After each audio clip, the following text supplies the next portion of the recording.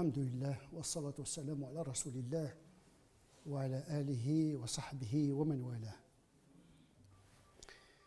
Nous avons assez souligné l'importance de la salat, la prière canonique, et qu'elle vient dans l'ordre de l'importance juste après la foi en Dieu et en son prophète, et juste après l'attestation de la foi. C'est la première relation sacrale avec le divin, à partir de laquelle le musulman est censé organiser le chantier de sa vie. Rapport avec l'absolu pour mieux assumer la vie de l'ici-bas. Un rapport triangulaire qui passe par le divin pour mieux vivre avec autrui. Et donc c'est une relation d'altérité, c'est-à-dire une relation qui vous fait sortir de vous-même. Vous vous intéressez à quelque chose d'autre que vous-même. La première sortie de l'ego et de nafs, c'est à travers la prière. On sort de notre ego pour entrer en relation avec l'autre, avec grand A, c'est-à-dire l'absolu, qui est Allah subhanahu wa ta'ala. D'ailleurs, c'est le premier acte que fait le musulman dès qu'il se réveille. Salat al-Fajr. On commence notre vie temporelle, sociale, familiale, par Salat al-Fajr. En principe, la première des choses que nous devons apprendre à nos enfants, dès qu'ils se réveillent, il y a les ablutions, faire la prière avant même le petit déjeuner. Ainsi commence non seulement la journée du musulman, mais ainsi commence le chantier de la vie du musulman. Sur une énergie spirituelle. Mais salat, c'est aussi un rapport d'altérité de la part de Dieu à l'égard de son serviteur. Ce n'est pas une relation unilatérale, c'est-à-dire qu'une adresse de la part uniquement du croyant à l'endroit de Dieu. Non, il y a une réversibilité, un retour de la part de Dieu vers le serviteur. Le musulman fait la salat pour Dieu, mais également Dieu fait la salat pour le croyant. La salat du croyant, c'est une adoration. Roko, sujoud, méditation, prière, comme signe d'insuffisance et de pauvreté. Antumul fuqara, vous êtes pauvre. Vous avez besoin de Dieu. Wallahu al-ghani, et Dieu, il est suffisant. Et donc, nous cherchons notre perfection, nous cherchons à combler notre pauvreté par la richesse d'Allah subhanahu wa ta'ala. Plus vous êtes pauvre à l'égard de Dieu, plus vous êtes riche à l'égard des autres. Et vice-versa. Et bien, la salat, c'est un moment d'enrichissement spirituel et moral. Parce que nous cherchons la richesse de Dieu, puisque c'est lui qui la distribue. Pas en termes matériels, mais en termes surtout de bénédiction et en termes spirituels. Vous savez, le cœur, il restera toujours un coin dans le cœur qui ne sera jamais comblé s'il n'y a pas Dieu dedans. Vous avez beau remplir vos désirs par les biens, vous serez toujours assoiffé de quelque chose. Cette soif ne sera comblée que par la source spirituelle qui vient de la part d'Allah subhanahu wa ta'ala.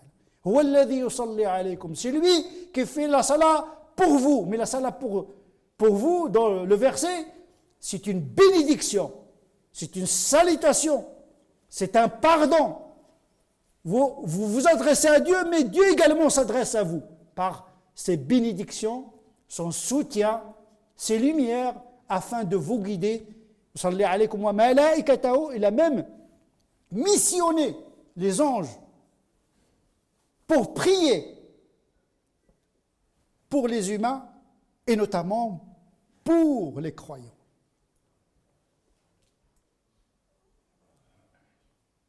وَمَا يَعْلَمُ جُنُودَ رَبِّكَ إِلَّا هُوَ. Cet être humain ingrat ne sait pas ce qui se passe dans les cieux. Dieu lui a réservé une armée d'anges qui prient Dieu pour le bénir et lui pardonner. يَسْتَغْفِرُونَ لِمَنْ فِي الْأَرْضِ. Il y a des anges dont la fonction c'est de demander pardon à Dieu pour pardonner à tous les humains. Mais en même temps, il y a des anges qui sont spécialisés pour demander le pardon uniquement pour les croyants. فَاغْفِرْ لِلَّذِينَ تَابُوا وَاتَّبَعُوا سَبِيلَكَ. Et donc, le croyant, il sait qu'il y a quelque chose qui se passe au-delà de la raison et du sens. C'est ça l'aqida. C'est croire à quelque chose que vous ne voyez pas, si ce n'est que par le biais de l'information qui nous est venue par notre cher et bien-aimé Muhammad sallallahu alayhi wa sallam. Et ce domaine-là n'est pas accessible à la simple raison.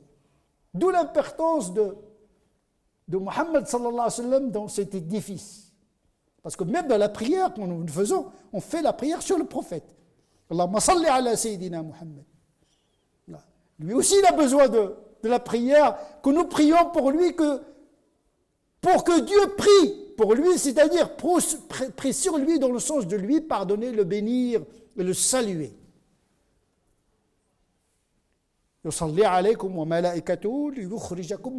Afin de vous faire sortir des ténèbres aux lumières. Il n'y a pas pire que de vivre dans l'égarement, l'angoisse, l'ingratitude. C'est l'angoisse. La foi, le sens de la foi, c'est d'apaiser l'être humain, c'est le désangoisser. Parce que l'iman, c'est la paix, c'est la sérénité. Mais à condition d'avoir une perception du divin. On va voir quelle perception devons-nous avoir à l'égard d'Allah subhanahu wa ta'ala. C'est-à-dire la perception d'un Dieu dont la miséricorde est infinie, que l'être humain ne peut même pas soupçonner. Heureusement qu'il y a le voile.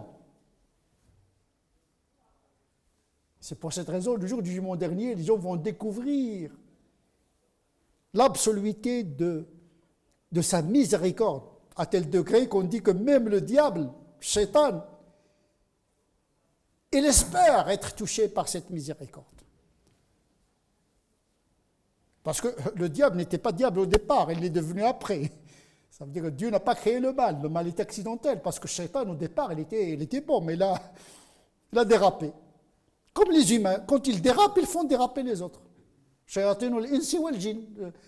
Tout être humain qui s'égare et qui égare avec lui, qui devient un véhiculaire du mal, il a le même statut que Shaitan. Si Dieu nous parle de Shaitan, c'est l'exemple à éviter tout simplement.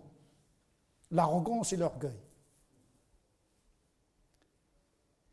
Et donc il y a dans Salat cette relation intime, réversible, d'altérité entre le serviteur, le créateur, et le créateur qui répond avec une relation intime avec le serviteur. Mais à travers le salat. La salat qui peut signifier également une sourate qui ouvre le Coran, sourate al-Fatiha, qui est l'essence du Coran, qui est le résumé du Coran, la meilleure sourate du Coran. Ça s'appelle Fatiha, il ouvre les portes vers la miséricorde infinie de Dieu. Il ouvre le Coran, mais il ouvre la prière, puisque la première des choses que nous effectuons pendant la prière, on commence par quoi? Allahu Akbar, après Allahu Akbar, automatiquement on dit Alhamdulillahi Rabbil Alamin. On entre dans la Fatiha. Eh bien, cette Fatiha, elle s'appelle Salat, comme si toute la prière est déterminée par cette introduction. Et on dit toujours, tout est donné dans les commencements. Tout est donné dans les commencements. Les mystiques disent que celui qui veut garantir une bonne arrivée, qu'il garantisse un bon départ. La prière est déterminée par le premier moment. Allahu Akbar, al-Fatiha. Si on rate le Fatiha, on risque de rater le reste de la prière. Abu Huraira, dans ce qui est rapporté par Muslim et d'autres traditionnistes, rapporte que le prophète rapporte que Dieu dit qu'il a partagé la prière en deux. C'est ça l'altérité. Toute la prière n'est pas pour Dieu, toute la prière n'est pas pour le serviteur. C'est un moment de partage. Qasamtu as-salata bayni wa bayna abdi, j'ai subdivisé la prière, c'est-à-dire la Fatiha, parce qu'il s'agit de la Fatiha, en deux. Une partie revient à moi-même, une partie revient à mon serviteur. Et quand mon serviteur dit, et bien sûr, le prophète de dire, et mon serviteur aura ce qu'il a demandé. Donc c'est un Dieu à l'écoute, il n'est pas sourd. Mais attention, la réponse de Dieu à la prière ne se fait pas selon nos désirs. Mais en tout cas, chaque prière a une réponse de la part de Dieu. On ne voit pas comment, parfois on sent, parfois on ne sent pas. Et c'est ça le statut d'un serviteur, c'est-à-dire limité, il ne voit rien. Il se peut que vous aimiez quelque chose alors que c'est mauvais pour vous. Il se peut que vous aimiez quelque chose de bon alors que c'est mauvais pour vous. Et Dieu sait, Wallahu ya'lam wa antum la ta'lam. Dieu sait. Donc quand tu pries, il faut avoir la confiance absolue dans la réponse et la sagesse et la science d'Allah subhanahu wa ta'ala dans sa réponse. Wa li'abdi ma sa'al. Donc cette prière, cette fatiha est partagée en deux, une partie à Dieu, une partie au serviteur, et en tout cas mon serviteur aura sa besogne, aura une réponse à sa prière. Et si mon serviteur dit Alhamdulillah Rabbil Alamin, Dieu lui répond. Mon serviteur m'a reconnu. Reconnaître, Alhamdulillah, c'est la reconnaissance. Reconnaissance de sa divinité, reconnaissance que c'est lui qui donne. Quand on dit Alhamdulillah, ça veut dire qu'on a reçu tout de lui. Nous-mêmes, nous sommes un don de Dieu. On ne sait pas crier nous-mêmes. Donc nous-mêmes, nous sommes un don de Dieu. On dit Alhamdulillah, je vis. J'ai les yeux, j'ai la santé, j'ai etc. Commence d'abord par la reconnaissance et pas par l'ingratitude. Afdalud du'a alhamdulillah, comme a dit le prophète sallallahu alayhi wa sallam. La meilleure prière, c'est de dire alhamdulillah. Wa la in shakartum la azidannakum. Tu n'as même pas besoin de demander à Dieu les détails, de dire alhamdulillah, lui il a compris ce que tu veux. Avant même que tu prononces ton besoin. Vous savez, c'est comme les enfants quand ils viennent un petit peu charmer les parents, papa, etc. La séduction, hein, de dire oui, tu es bien, tu es gentil, etc. Tu sais qu'ils préparent une demande. Ça s'appelle une introduction. On n'entre pas dans le royaume de Dieu en demandant sans remercier en avance. Voilà, in shakartum la azidannakum. Alhamdulillahi rabbil alamin. Quand le serviteur dit alhamdulillah, Dieu lui répond, mon serviteur m'a reconnu, il m'a loué, il m'a remercié. Vous savez, déjà cette entrée-là, elle est énorme. Si le musulman se concentre uniquement dans cette phrase, il a gagné toute la prière, même si pendant le reste de la prière, il est distrait. S'il maîtrise cette entrée, c'est déjà, il a eu sa moyenne, comme on dit. Et quand le serviteur dit Ar-Rahman Ar-Rahim, Dieu lui répond. Mon serviteur m'a fait des éloges. Vous vous rendez compte? C'est-à-dire que dire que Dieu est miséricordieux, c'est-à-dire qu'on ne peut pas trouver un autre attribut plus élogieux à l'égard de Dieu que le Rahman.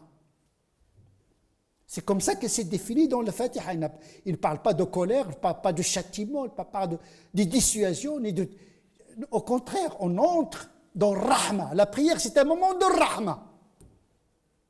On est dans le royaume de Rahma, malgré les apparences, malgré les souffrances, malgré les privations. Il y a de Rahma là-dedans. Mais le logiciel qui nous permet de percevoir en permanence cette Rahma, ce logiciel se trouve dans la confiance en Dieu. Et là, vous allez trouver que la souffrance se transforme en jouissance, entre guillemets. Ar-Rahman, Ar-Rahim, Maliki Yawmiddin. Et quand le serviteur dit Maliki Yawmiddin, Dieu lui dit, mon serviteur m'a vénéré. Il a fait confiance en moi, selon une autre variante du hadith. Quand tu dis Maliki Yawmiddin, c'est que tu es conscient qu'il détient tout. Donc je lui fais confiance. Fawwada ilayya abdi. Ça y est, on met le dossier dans la main de celui qui, quand il veut quelque chose qu'elle soit, il lui dit soit, et elle s'accomplit. Kun fayakun. Maliki Yawmiddin. Il fait confiance à Dieu quant à son sort dans le delà. Quand il dit Maliki Yawmiddin, ça dit va me juger dans le delà, mais je te fais confiance. Fawwada ilayya abdi. Il est entré en confiance avec moi. Iyyaka na'budu wa iyyaka nasta'in. Quand le serviteur de Iyyaka na'budu wa iyyaka nasta'in, Dieu lui dit ce passage de la Fatiha, c'est entre moi et mon serviteur. Parce qu'il est 50-50. D'un côté, le serviteur dit je t'adore, nous t'adorons, parce que c'est toujours à la première personne du pluriel, c'est-à-dire que le musulman, il est en communion avec tous les autres musulmans en même temps. Le musulman, il est conscient que ce qu'il dit, il est partagé par tous les croyants. C'est en même temps une altérité avec Dieu, mais également une communion avec le reste des croyants.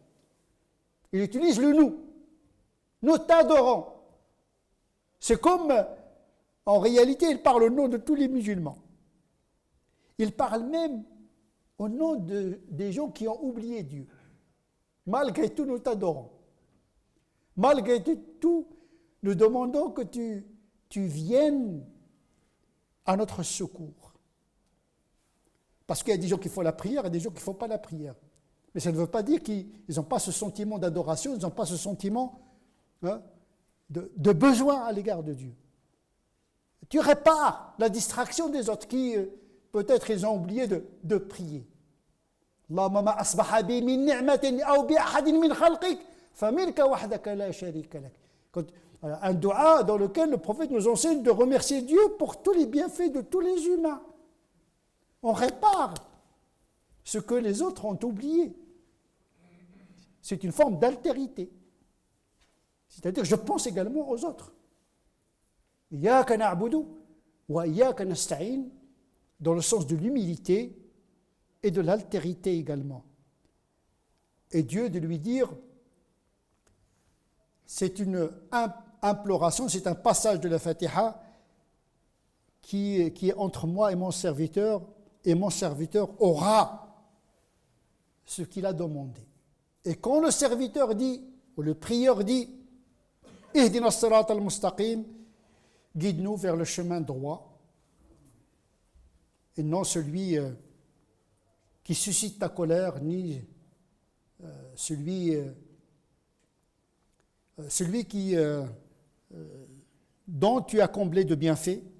Ihdina as-sirat al-mustaqim, sirat alladhina an'amta alayhim, le droit chemin, ce droit chemin dont tu as comblé certaines personnes, pas celui qui suscite ta colère, ni celui de l'égarement. Et Dieu de lui répondre, et mon serviteur aura la réponse à sa prière. Toute la Fatiha, c'est la prière. Tout Tout est donné dans la Fatiha. Si le musulman arrive à savoir ce qu'il dit pendant la Fatiha, il a fait une bonne prière. Parce qu'en vérité, il peut se permettre la distraction ailleurs, mais pas pendant la lecture de Surat al-Fatiha, qui non seulement c'est une imploration, mais c'est Dieu lui-même, c'est la parole de Dieu lui-même. Il nous a appris, il nous a initiés, puisqu'il dit « Iyaka na'budu ». Est-ce que Dieu il s'adore lui-même? Non, il nous dit de dire cela. « Iyaka na'budu ». Mais c'est Dieu qui dit. Mais il nous dit de dire cela. Ce n'est pas lui qui le dit, il ne s'adore pas lui-même. Mais il nous apprend. Il est notre maître. Bien sûr, le prophète c'est notre exemple, mais celui qui nous guide, celui qui nous apprend, c'est Dieu lui-même, subhanahu wa ta'ala. Et je pense que la Fatiha, il mérite d'être qualifié de salat comme il a été qualifié comme il est qualifié par le hadith. Et donc, effectivement, c'est un moment d'une grande sacralité où le musulman reconnaît les attributs de Dieu parfait, il reconnaît sa finitude et s'adresse avec humilité, avec espérance, parce que Dieu est infiniment miséricordieux. Tout est dit dans la Fatiha qui résume totalement la prière. نسأل الله عز وجل أن يجعلنا من الذين يستمعون القول فيتبعون أحسنه أولئك الذين هداهم الله وأولئك هم أولو الألباب اللهم اهدنا فيمن هديت وعافنا فيمن عافيت اللهم صل على سيدنا محمد وعلى آل سيدنا محمد كما صليت على سيدنا إبراهيم وعلى آل سيدنا إبراهيم وبارك على سيدنا محمد وعلى آل سيدنا محمد كما باركت على سيدنا إبراهيم وعلى آل سيدنا إبراهيم في العالمين إنك حميد مجيد سبحان ربك رب العزة عما يصفون وسلام على المرسلين والحمد لله رب العالمين.